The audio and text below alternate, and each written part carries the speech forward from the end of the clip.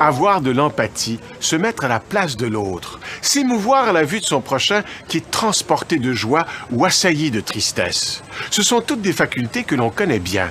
Mais qu'est-ce qui les rend possibles?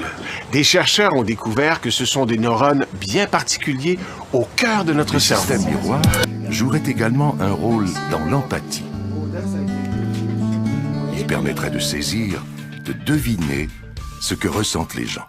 Et alors, Marie-Christine, je vais te demander simplement de regarder l'écran d'ordinateur. Tu vas voir des images avec des expressions émotionnelles de visage. Puis la seule chose que tu vas à faire, c'est les regarder. Okay?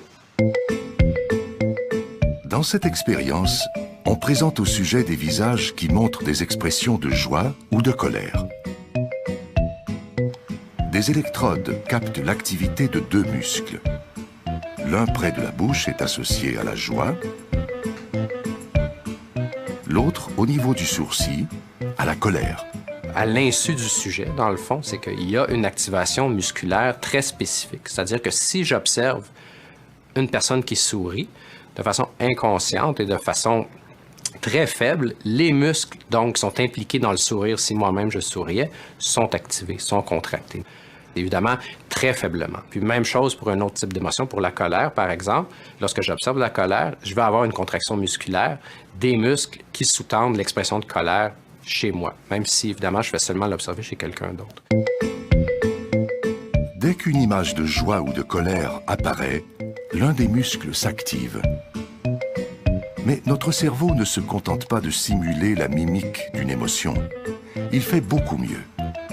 Dans une région du cerveau, c'est l'émotion elle-même qui se trouve reproduite.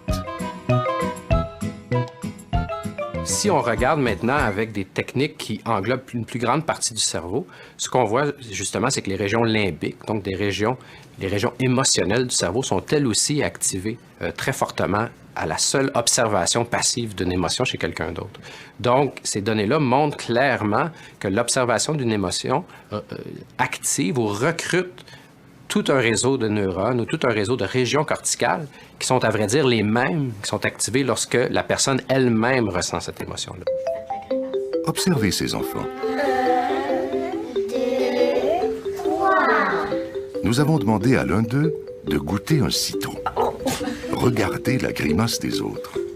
Leur système miroir fonctionne à merveille.